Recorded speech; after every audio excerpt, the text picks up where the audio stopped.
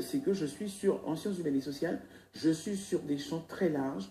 Je suis sur le management, je suis sur les sciences de gestion, je suis sur la sociologie, je suis sur l'anthropologie, je suis sur l'ethnologie aussi.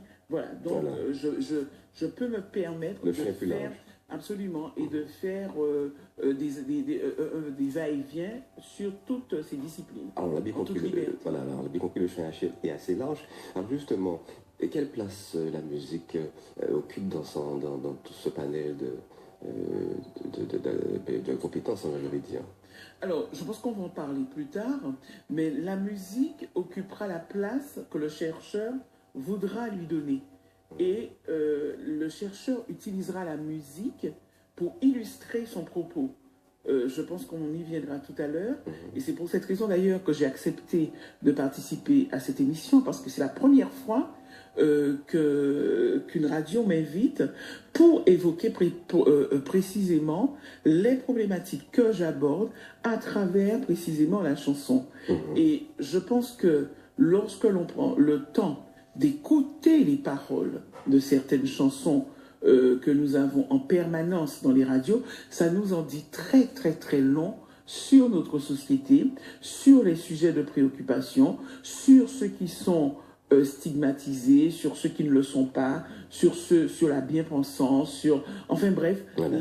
la musique, en tout cas moi j'estime, et les chercheurs en général, la musique, c'est un creuset, mais vraiment inimaginable pour illustrer nos recherches. Ah ben justement, on va enchaîner tout de suite. Patricia Blafrantrobo,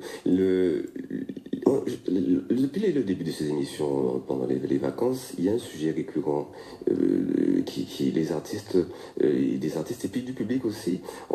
Alors, pas seulement dans le cadre de ces émissions, mais un peu quand on circule en Guadeloupe, l'espèce de sentiment et de désamour ou carrément de rejet qu'on peut avoir de nous-mêmes et donc de ce qu'on peut produire, notamment des musiques qu'on peut produire. Qu'est-ce que vous avez à dire à ce sujet, Patricia Trobo? Alors, moi, j'ai beaucoup de mal à comprendre déjà ce type de retour de la part d'artistes. Sur quoi, alors ça c'est vraiment ma posture de chercheur aussi, sur quoi se base-t-il pour dire, par exemple, qu'ils ne sont pas aimés? Mais par exemple, par exemple, le fait d'avoir l'impression que les musiques qui viennent de l'extérieur ont plus de suffrage, attirent plus l'attention que les leurs. Ça, voilà. C'est fort possible. Mais est-ce qu'il ne faut pas interroger la qualité de sa propre production plutôt que d'incriminer ce qui vient de l'extérieur? Et ce qui vient de l'extérieur apporte quoi que ma musique n'apporte pas? Je veux dire, je n'arrive pas à comprendre ces analyses, surtout que très souvent les gens ne se remettent pas en question. Moi, ça me pose un gros problème. Moi, j'écris. Je peux écrire un livre, qu'il soit rejeté, je pourrais le comprendre très bien, tout simplement parce qu'il ne correspond pas à ce que les personnes attendent. Et il se trouve que précisément, ça n'a pas été le cas pour moi. Lorsque j'ai écrit mon premier ouvrage qui s'appelait Conflits sociaux en Guadeloupe, qui est un livre éminemment scientifique, vraiment. D'ailleurs, lorsque j'ai proposé cet ouvrage aux éditions Jazor, avec qui j'ai de très bonnes relations, lorsqu'ils ont vu l'ouvrage, ils m'ont dit c'est trop scientifique, on ne va pas le prendre, les Guadeloupéens ne vont pas aimer. Finalement, les éditions L'Harmattan l'ont accepté. À ma première séance de dédicace, nous avons commencé à 10h, à 11h30, tous les livres étaient épuisés. Parce que, précisément, qu'est-ce que j'ai pu remarquer? C'est que ça répondait à une attente. Donc, lorsque les artistes ou ceux qui font une production intellectuelle mettent ce produit sur le marché, ils ne doivent pas se dire, parce que moi je ne vais plus le faire, je me suis tué au travail, j'ai bossé et tout, et ça ne marche pas, donc les gens ne comprennent rien, ils ne valent rien, en fait ils n'aiment pas les Guadeloupéens, ils sont mauvais. Non, même si j'ai travaillé des heures et des heures, des nuits et des nuits, il se peut que ce travail-là, il ne soit pas bon, qu'il ne plaise pas, et ce n'est pas, et c'est là que nous abordons une autre dimension, ce n'est pas parce que je suis Guadeloupéen et que le public est Guadeloupéen qu'il doit aimer ce que je fais. C'est très intéressant, effectivement. Mais on a l'impression que quand on entend d'autres personnes intervenir sur d'autres sujets que la musique, notamment sur le fait de consommer des produits locaux, on a l'impression que ces problématiques-là reviennent un peu aussi.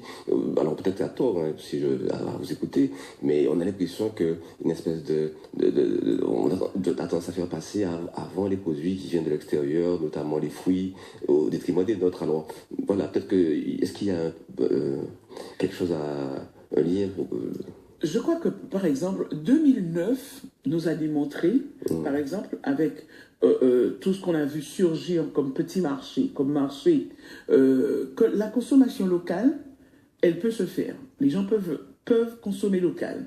Après, on ne peut pas nier qu'il y a la concurrence des importateurs qui vous importent des fruits et légumes à des coûts qui sont nettement moins élevés que ceux que vous pouvez manger en Guadeloupe et que tout le monde ne peut pas se permettre effectivement de consommer local au niveau de la nourriture. Mais aussi, consommer local, ce n'est pas qu'au niveau de la nourriture, ça peut être au niveau du lit sur lequel on dort, ça peut être au niveau de ses chaises, de ses tables, enfin bref, on peut consommer local partout. Mais remontons plus loin. Avons-nous cette éducation permanente à la consommation locale?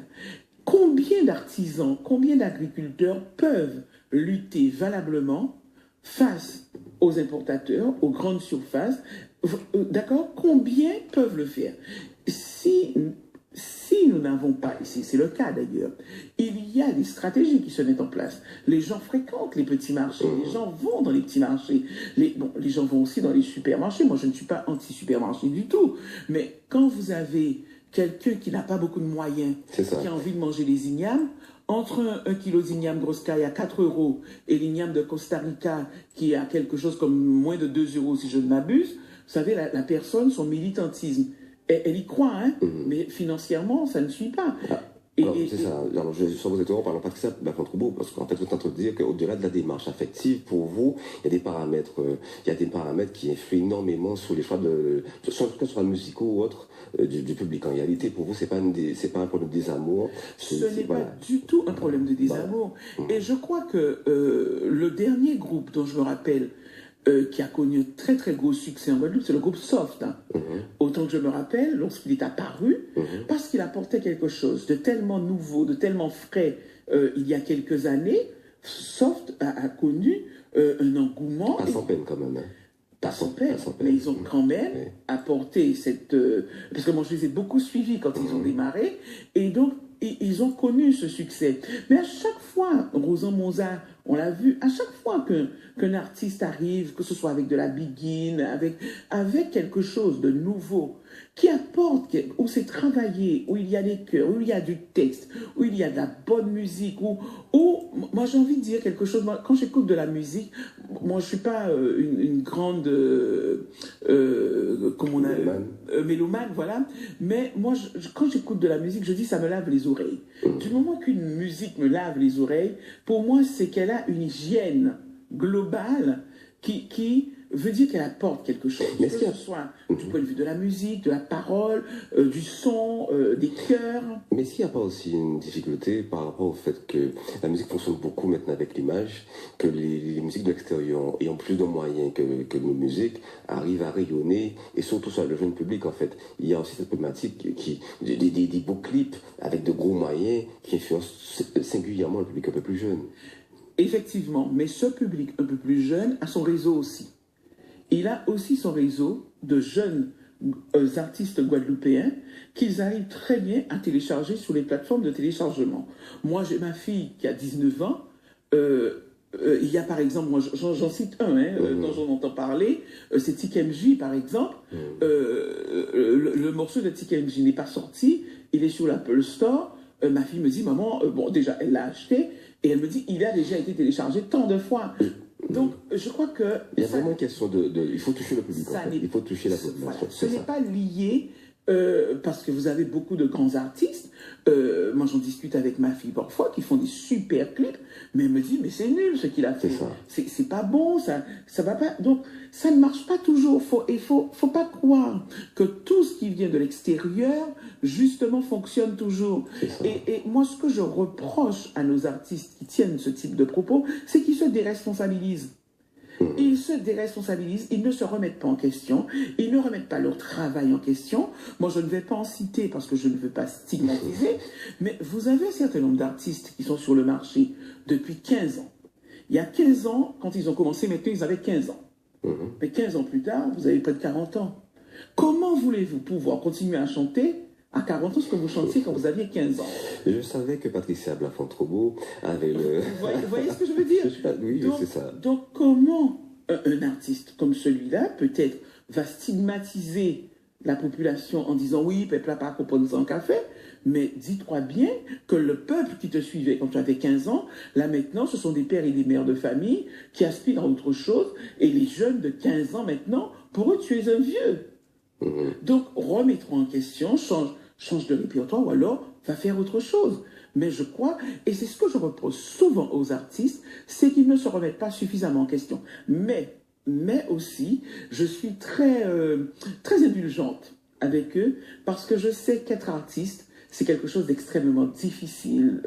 Les artistes, ce sont des personnes, pour moi, ce sont des écorcés vifs, le plus souvent, qui souffrent beaucoup, ça j'en suis très consciente, et donc, je ne leur en veux pas plus que ça. Mais je ne veux constat, pas, en fait, c'est un constat. Voilà, mais je ne veux pas non plus qu'ils polluent le discours avec leur mal-être, qui n'est en fait que leur mal-être. C'est ça.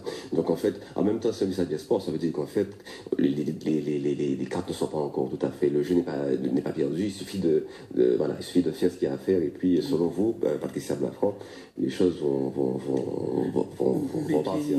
Bien évidemment. Moi, je m'attends tous les jours à ce qu'il y ait une nouvelle musique, à ce qu'il y ait un nouveau groupe, à ce qu'il y ait. Moi, je me rappelle récemment, en gros cas, j'ai eu le groupe La 700 Atto. Moi, j'ai été émerveillée par ce qu'ils ont fait. Voilà, donc ce sont des jeunes qui vont renouveler, ou alors même, on a parlé tout à l'heure de Franck Valmont. Voilà, moi j'ai eu récemment encore un CD de René Geoffroy avec Alain Jean-Marie. C'est ça, oui. Mais on est dans un champ qu'on n'avait pas exploré encore. On est dans des choses nouvelles et super intéressantes. Donc moi, tous les jours, pour moi, les choses arrivent et peuvent se faire. Et moi, j'attends. En attendant les choses nouvelles, on va se faire plaisir. On va écouter un titre de M. Aliova, qui n'est pas si récent que ça, mais qui a gardé beaucoup de tricheurs. Tête à Molla, avec son orchestre Wabap. Un vrai plaisir. On se retrouve tout à l'heure.